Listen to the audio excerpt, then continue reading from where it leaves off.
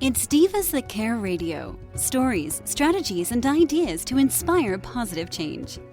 Welcome to Divas That Care, a network of women committed to making our world a better place for everyone. This is a global movement for women, by women, engaged in a collaborative effort to create a better world for future generations. To find out more about the movement, visit divasthatcare.com after the show. Right now, though, stay tuned for another jolt of inspiration. Welcome, everyone, to the Divas That Care Network. I'm your host, Amy McKenzie. Today's show, The Wow of Women, features the remarkable journeys of women whose powerful and extraordinary choices have positively impacted people's lives. I'm very excited to introduce our guest today, Devika Sami. She is coming to us all the way from Trinidad. Devika was certified as a mediator in 2011 by the Mediation Board of Trinidad and Tobago and is a practicing full-time family mediator. She's been a full-time mediator for 7 years now and has accumulated experience in both civil and family mediation, as well as conflict management training. And Devika has an academic background in psychology and change management. And she participates also as a mediator in association and a member of CIARB. So she's quite proficient in her profession, but you're going to love what she's committed to. Devika, thank you so much for coming on the show and sharing your heart with us today. Oh, hi, Amy. Thank you so much for such a lovely introduction. I am happy it's easy. And thankful for the opportunity to share. Yes, absolutely. Now, I was really taken with, there's people that are interested in mediation as a profession, and there's lots of good ones out there. But you bring an extra element to the table in your commitment to really creating peace on a larger scale. And I was really taken by that and your message and what you want to share with people. So I want to just kind of start off with, why is this cause so near and dear to you? Right. So peace building for me is sort of my core. It is something that I feel I was born to do. I believe that the family is the basic building block of society. Presently, I'm a practicing family mediator, so that is my main focus at this point in time, full time. And I believe that if we help families to resolve conflict, the overall effect would be a peaceful society. I think that having healthy coping strategies for resolving conflict is a really good thing. It could be it could be really useful not just at home, but in our communities and also in the workplace. And I have had some success in coaching persons to enhance their performance and effectiveness in groups, for instance, in their perhaps MBA programs, and also as leaders, as managers of organizations, leading people, and so on. So this is why peace building to me is so much more than just what I do in the mediation room. It sort of defines who I am. Oh, I love that. And so, it really makes a lot of sense to me. I mean, if we have one abrogated cell, it can impact our whole body. And certainly the same is true. One conflict can tear apart a family. And one torn apart family can impact their neighborhood and their community and on and on. And so I really appreciate what you're saying there, that you're really looking at the root core of what you're doing. So if you were to encapsulate, what you're committed to making a difference in, we have the general idea, but, take us a little deeper down that track. What is it you're committed to making a difference in? Right. So I am kind of passionate about, I see human beings as social creatures. And when relationships suffer, people break down, society suffers at large. A lot of our ills in society stem simply from miscommunication. because communication is the mode by which we resolve conflicts, by which we have conflicts in the first place, and also by which we resolve conflicts. And so I would like to help people find more positive ways of dealing with conflict. And in that way, I can help heal society. There are so many things that happen. When we talk about society ills, we're talking about crime, violent crime. We're talking about domestic violence. And we've seen that, particularly at this time and even before, domestic violence has escalated. There are more reports and so on of domestic violence happening. And if we were to tap into those issues, we could perhaps prevent these kinds of things.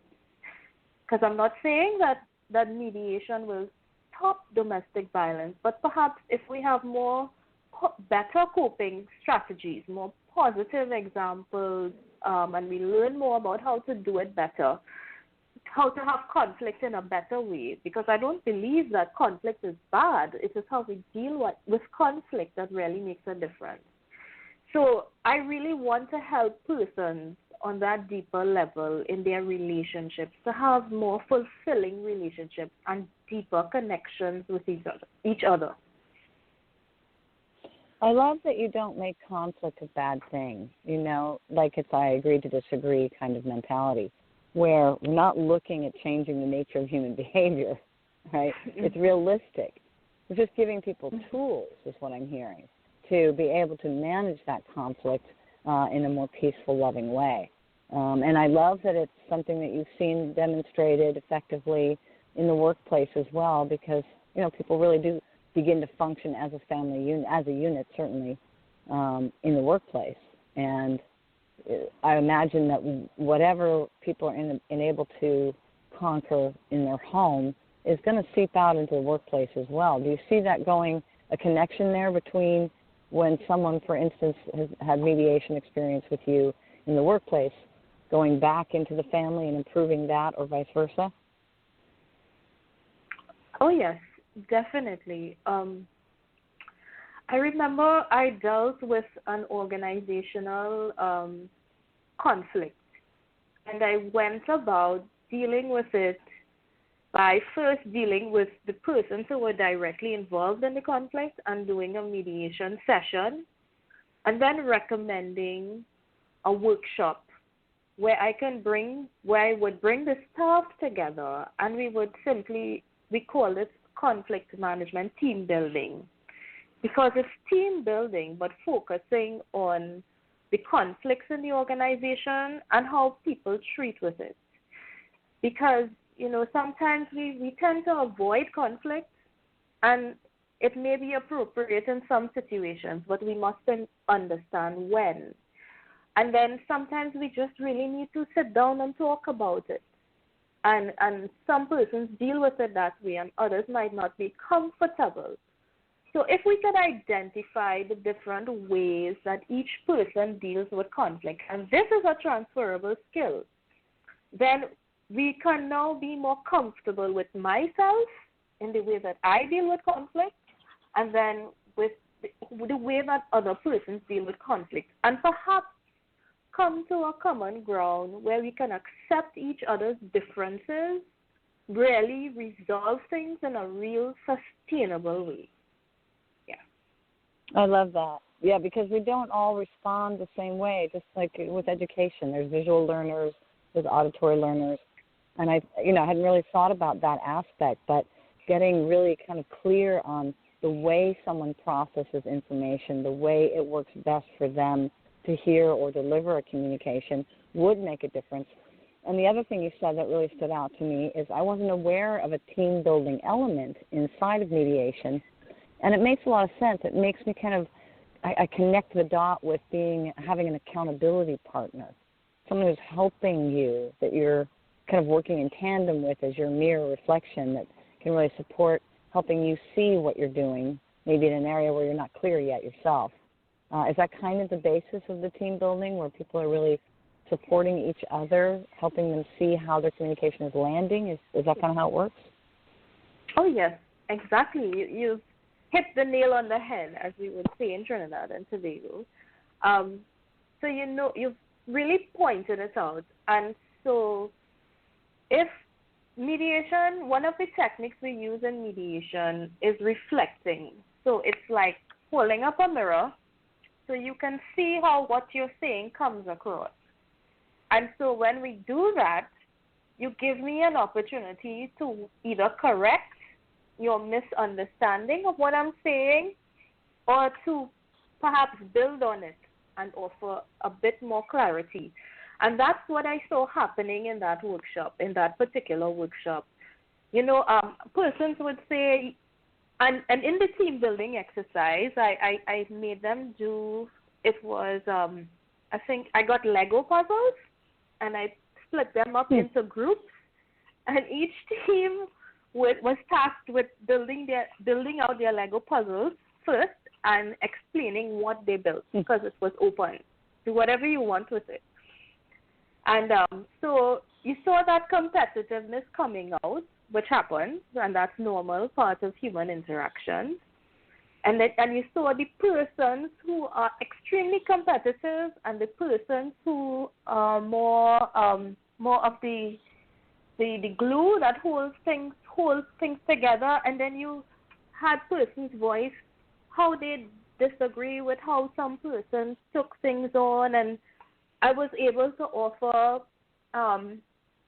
help them to sort of bridge the gap and see it from each other's perspective, because I reframed what each of the persons were saying. It was very interesting, and the team members afterwards, they told me they enjoyed it, because it's not something that usually happens in team building exercises, because they're not usually focused on the conflicts that come out as a result of it. And this is really a coaching. Yeah. Yes. I love the reframing the perspective, just to interject that. Because I think that's really the missing, isn't it? Really, we have so many filters that a communication has to go through on our end, and then all the filters it has to pass through on the person who's on the receiving end. And I don't think we do take the time to stop and take a moment to reframe our perspective in such a way. I think that must have been very helpful. And I think it's something that we can use just as individuals in our daily lives to become more observant of not only ourselves, but how we are occurring for another. Because that's really the bottom line here, isn't it? Once you understand how you occur for another, do you notice a difference in your mediation process when people become present to that? Oh, certainly. It usually is the moment in mediation when things turn around. In the mediation process, we would start with the storytelling. And while each person is telling their story from their perspective, with all of the emotions and all of the trauma and everything they're experiencing, they're not really paying attention to it. But then when we move into me reflecting what I heard them say and pulling out the important parts, leaving out the accusations, leaving out the assumptions, and simply pulling out the hurt and frustration that they're feeling in the situation, that's how I reframe it. And that really is the important part. Because when we get embroiled in a conflict, we tend to first say, we say something negative about the person first. Like, you're so disgusting, and then we go into what we're disgusted by. How could you put that there? That's so irritating. And instead of me, when I repeat it, what I would say is, when he put that there, it bothered you because you like to have your space in a tidy manner, because it allows you to find stuff easier when you're looking for it. And so when I reframe it that way, there's a huge difference between the way that the person said it and how I put it across. Because when I put it across, what I do is I convey the need of the other person. It's more of a request, and it's easier to digest. Yeah. Well, and you've also put the responsibility back in the individual's lap who made the communication. This is your stuff. It's about you. It's your feelings, and it separates it out of the blame game. Very, very clean, and that I think we can all use a little reminder about. So now I want to kind of turn a conversation a little bit. You weren't originally a mediator. You started off in government, I believe. What was it that had you, what was the moment? What was it that had you change careers? Right. How long have you known this was true about you, I should say? That's a nice question. And it's nice to talk about this, actually. So I feel like I've always been interested in peacemaking. In fact, my friends and family would always describe me as somebody who would find the silver lining in every situation, that I would always see the good in people. But I even though that was the case, before I did my training as a mediator, I didn't know how to go about helping people to find peace. So I could see the silver lining, I could see the good, but I don't know how to help others see what I see. So yes, I did my undergrad degree in government, and I was working in the government organization, and I saw the hierarchy, and I knew how I could do the progression, but I got bored. I wasn't interested in it, so I was earnestly searching for ways to change my career path, to find something that would feel more fulfilling, and I just stumbled upon mediation. And I guess that was my moment. And well, 13 years later, here I am. I'm a family mediator, and I'm also a co-author of a book. The name of the book is Let's Living talk about Together. the book now, because I wanted to just kind of get present to that. Something else too before we move on is that it's something that your family always knew about you too. Like it was obvious to everyone around you, and it's so clear in conversations I've had with you that it is a natural ability for you. It's your natural, provocation is to find the best in people. And I think when they're in your presence, you bring out the greatness in people. You allow them to see that, and I think that probably that's a gift that goes beyond just the profession. And I think it makes it easier for people to say, oh, okay, yes, I realize that I am being small here. I am in a place of blame. But they can weather that a little better when there's someone like you who has the capacity to really see what's really wonderful about them. That's a wonderful gift that you have, Devika. So now let's talk about the book, because this is really exciting. And I love that it came out of this group that you're involved with that's really committed to making that difference, to causing peace in the home, in the workplace, what have you. And here we are in the middle of this pandemic, which was greatly impacting so many people around the planet. And you all got together in a remarkably fast amount of time to put together this book. Please tell us about it, because I think it could really help a lot of our listeners out there who might be dealing with this. Yes, thank you so much, Amy. Yes, I certainly do think that peace building is my calling, be mediation. It just came naturally to me. I do believe that. And so I just did what felt natural and okay for me. And so, yeah. But moving on to the book, fast forward into the book. So I have co-authored this book. And this book has 74 contributors who are mediators, lawyers, politicians, financial experts, mental health experts, people who deal with children, experts in that field. And we came together and we each did pieces to contribute to this book. How did it come about? Well, Michael Lang, who is was a professor in family mediation in a university in Canada. He's now retired, but continues to train. He's also a practitioner, an attorney, and so on. He trained me in family mediation, actually, and I have been part of his reflective debrief group, which is a professional group for mediators, where we work on enhancing our practice and so on, discussing issues and whatever. And he also, Michael Lang, as well as Peter Nicholson, who is from Ireland, they came together to put this book together, and Michael reached out to his colleagues as well as Peter, expecting to gather perhaps 24 persons. And he got an overwhelming response. And 74 persons decided to contribute to this book. And the name of the book is Living Together, Separating, Divorcing, Surviving During a Pandemic.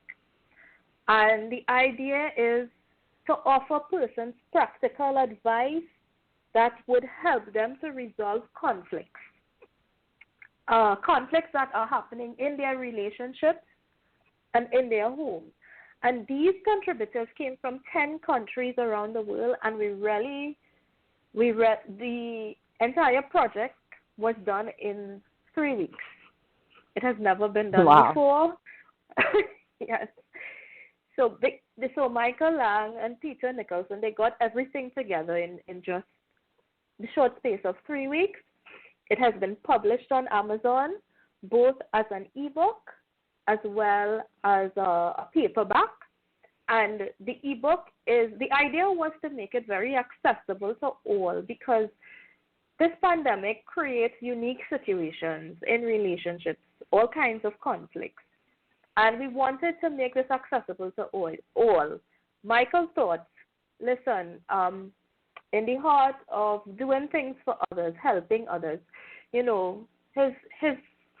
children were making masks and giving it away. But he couldn't make masks. He couldn't sew anything. What was his skill? Mediation. And so that's how he came about this idea. And so it was done. The idea is to make it very accessible to all. The cost on Amazon for the ebook is $2 US, and the paperback is $20 US. So, and even if persons would like to get a free digital copy, they can send me an email and I can make an arrangement for that. So anyone who's listening to this interview and would like to have a copy of the book, do send me an email and I'll be happy to arrange that for you. But even so, it is available on Amazon. Yeah. And we'll have your email with your show so people can find it there. And the name of the book is also going to be there, so that people can easily find that. What a wonderful resource. And the fact that it spans 10 countries. What's really wonderful about human relations is, culture may have some impact, but in general, would you say is it fair to say that mediation is the same around the world? Oh, yeah, definitely. I think mediation, there are many shared principles across cultures that we can't escape. Mediation is not new. Many persons may believe it is new, but really it is not new. It has been spoken about in the Bible, about the tale of two wives who claimed that one child was theirs, and I think it was King Solomon, if I'm not mistaken, who suggested, let's cut the child in two, and the real mother said, no, let's not do that, give her the baby. And so King Solomon figured out who the real mother was. And so that was one form. But in other cultures, for instance, Native Amerindians from Canada, they have a healing circle. In Africa, there's a tribe. When conflicts happen in a village, one of them would go and hide all the weapons, and they would form a circle and dialogue until the issue is resolved. And we also have the panchayat system coming out of India. So in every culture, there is mediation of some sort. And so the modern version is now a neutral facilitator sitting with persons in conflict and helping them to resolve the issue. That is just wonderful. I love hearing that. Whether it's in a tribal circle or, in an official, Fortune 500 corporate boardroom, the principles are still the same. It's what it takes to be able to communicate effectively with one another. And that's what breeds peace in families, in workplaces, in communities, and in your heart with your goal, hopefully societies at large. What a wonderful commitment you have. And you found a practical way to do it, too. It's so terrific. What an inspiration you are, and it just makes me want to say to those people who maybe haven't dialed in quite yet to what it is, keep looking, right? Keep really asking questions for yourself. You saw that you weren't fulfilled. So, maybe share with us a parting thought before we close out. Speaking to those people who may be, thinking back to before you really hooked in to your best expression, your best contribution. What is that question? What is that advice or that, maybe that little nudge that you could offer that might help someone get across that bridge, close that gap with themselves? I would say, you said it before. You pulled it out of what I was saying. Conflict is not necessarily bad. Conflict is not bad. Actually, conflict creates that energy to make changes in our lives, to really effect changes. If there is no conflict, there's not going to be a difference of opinion, and then there's not going to be any motivation to create change. If your relationship doesn't have conflict, you should be wary of that, because it means perhaps the relationship is not alive anymore. And perhaps you need to, And so I would say don't fear conflict. It's going to help you.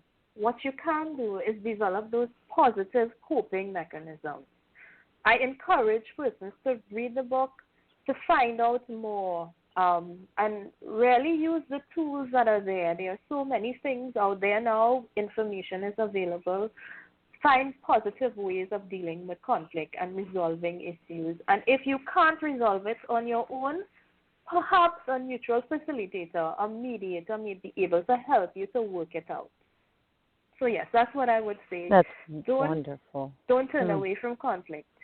In fact, you should be more open to it. In fact, maybe even embrace it, because that's when you begin to have your power back. Just learn the tools. Yes. And get help if you need it. That's beautiful. So living together, separately, divorcing, surviving during a pandemic. Look that up if you want to really get some wonderful coping mechanisms from 10 countries around the world. What a wonderful contribution you have all made. Thank you so much for joining us today, Devika, and sharing your personal story as well as your professional career goals. Thank you so much. Oh, thank you so much, Amy. It was really a pleasure. Well, in closing, I really want to thank Devika. What a wonderful guest, and obviously is leaving a legacy and some wonderful clues for us all to follow. I want to thank all of our listeners, of course, and our producer, the founder of the Divas That Care Network, Candace Gish. Candace redefines the word diva to mean a courageously self-assured woman. The Divas That Care Network offers women of all walks a platform for sharing their voice in the world. We invite you to join us. Visit divasthatcare.com to hear other inspiring stories, and perhaps one day you would like to add your voice to the conversation. We'd love to have you. Until then, signing off, everyone. Have a beautiful day. Bye-bye. Thanks for listening. This show was brought to you by Divas That Care. Connect with us on Facebook, on Instagram, and of course on divasthatcare.com, where you can subscribe to our newsletter so you don't miss a thing.